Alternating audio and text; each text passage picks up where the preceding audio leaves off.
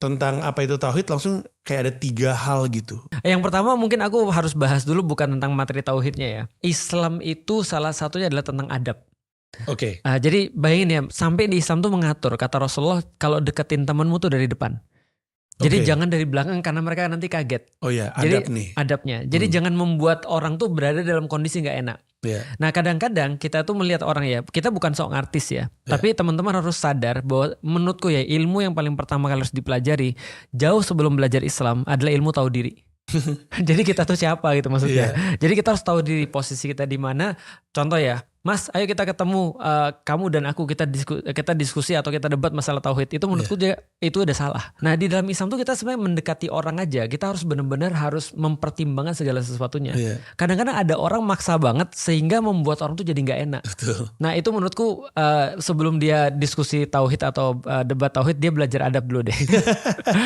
Karena seringkali begitu Mas. Rasul pernah didatengin sama seseorang, lalu terus benar beliau lagi ada sesuatu yang menurut beliau lebih penting, beliau berpaling muka dan ditegur oleh Allah.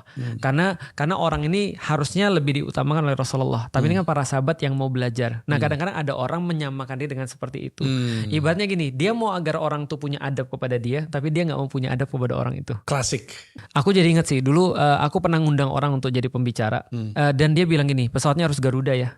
Terus kemudian harus begini ya, hotel harus begini. Aku bilang sombong banget. Padahal dulu dia ketika miskin kan gak ada apa-apanya. Tapi sekarang kenapa harus pakai segala macam yang kayak gitu. Sampai di titik aku jadi ustadz atau orang panggilan lah ya.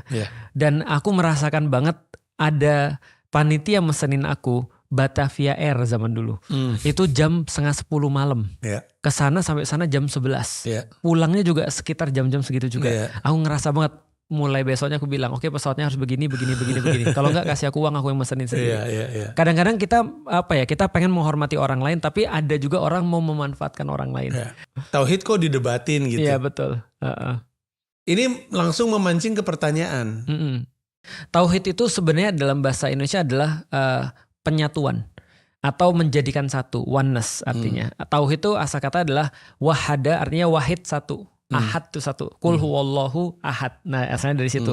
Katakanlah Allah itu satu. Berarti ini adalah semacam kayak sebuah keyakinan atau sebuah usaha kita untuk menjadikan Allah itu sebagai satu-satunya sentral di dalam kehidupan kita. Itu adalah tauhid. Tauhid itu adalah efeknya kita tuh mengesahkan Allah dalam segala sesuatu. Contoh misalnya kayak gini mas ya.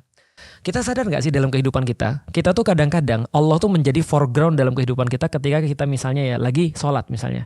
Allahu Akbar, iya ini Allah menjadi foreground dalam kehidupan kita. Tapi even ketika kita lagi sholat, semakin lama sholat itu jalan, itu mulai dia jadi mundur ke belakang. Mundur ke belakang gimana maksudnya? Kita udah mulai ingat kerjaan kita. Kita udah mulai ingat setelah ini kita mau apa dan segala macam. Nah di titik itu kita balikin lagi, enggak, aku lagi menghadap pada Allah nih, aku lagi serius sama Allah nih. Tapi kan dengan sangat mudah setelah kita lagi selesai sholat, Allah jadi background kan, bukan jadi foreground lagi kan. Nah menjadikan Allah di depan itu namanya adalah tauhid. Semuanya berpusat dari sana.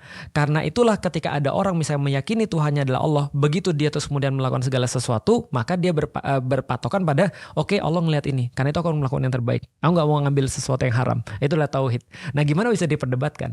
Artinya di zaman Rasul tidak ada teori tentang tauhid. Yang ada adalah praktek tentang tauhid. Untuk memudahkan orang-orang belajar tentang tauhid, mereka buatlah teorinya.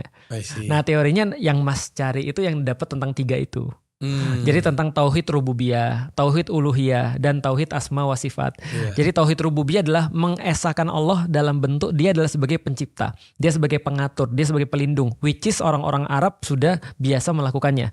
Nah sedangkan terus kemudian tauhid uluhiyah menjadikan Allah sebagai ilah, tempat meminta, tempat kita terus untuk bergantung dan seterusnya. Ini adalah tauhid namanya uluhiyah. Yang ketiga adalah asma wa sifat, asmanya Allah atau nama-namanya Allah dan sifat-sifatnya Allah.